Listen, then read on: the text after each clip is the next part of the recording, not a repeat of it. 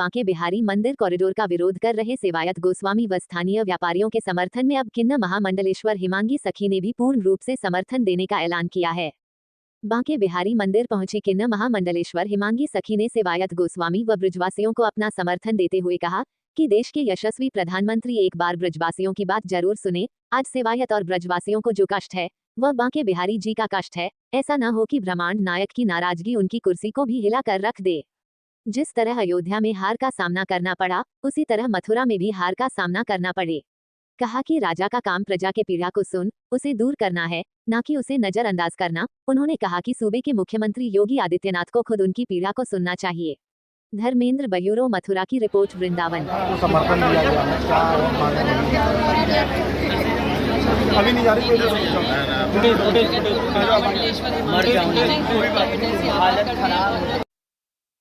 कि वो हमारे बीच आई और उन्होंने हमें अपना समर्थन दिया। और बात करने को तैयार नहीं है, क्या मांगे? जी भैया, आज 50 दिन हो चुके हैं और मांग तो हमारी पहले दिन से यही है कि अगर आपको विकास करना है तो आप जमुना जी का विकास करिए, जमुना जी को स्वच्छ करिए।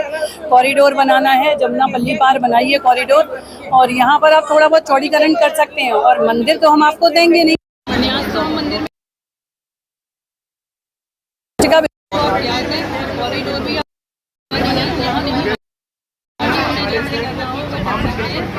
हमारा तो ठाकुर जी है, ठाकुर जी की मालिक है, ठाकुर जी की सरकार है, ठाकुर जी जो करेगा मैं बांके बिहारी जी के कॉरिडोर के बारे में बात करने आई हूँ।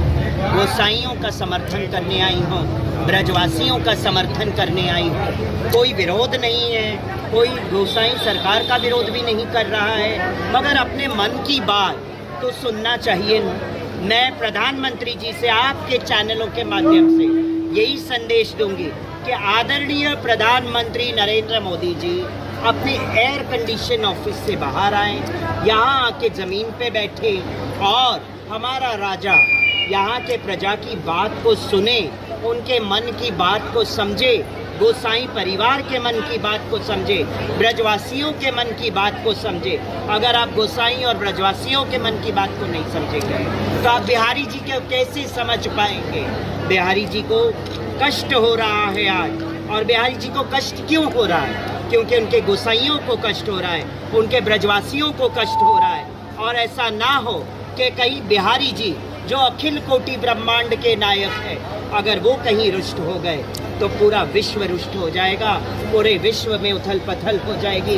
ऐसा ना हो प्रधानमंत्री जी की कुर्सी भी हिलने लग जाए, जिस तरह से इंद्र का आसन डोल जाता है, ऐसा ना हो कि अपने राजा का भी आसन डोलने लग जाए, डगमगाने लग जाए। जिस तरह से आप अयोध्या हारे हैं, ऐसा ना हो कि मथुरा भी हार जाओ और बाद में काशी भी। 2 महीने करीब होने को जा रहे हैं, अभी तक किसी जनप्रतिनिधि द्वारा इनसे संपर्क भी नहीं किया जा रहा है। तो ये सबसे गलत बात है ना, क्यों नहीं संपर्क किया जा रहा है?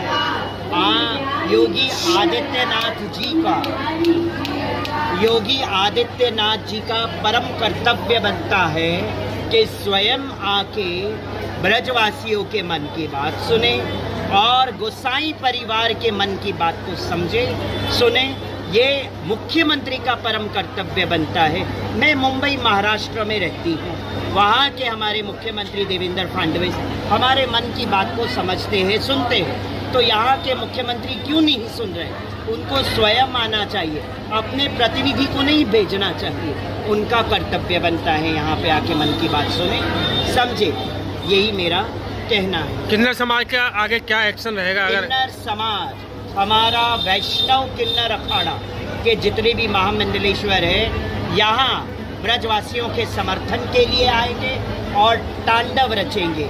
क्योंकि हमें अर्धनारीश्वर का रूप भी कहा जाता है, तो हमें कृष्ण की सखी भी कहा जाता है, तो हम ब्रजवासियों की सखी भी है ना।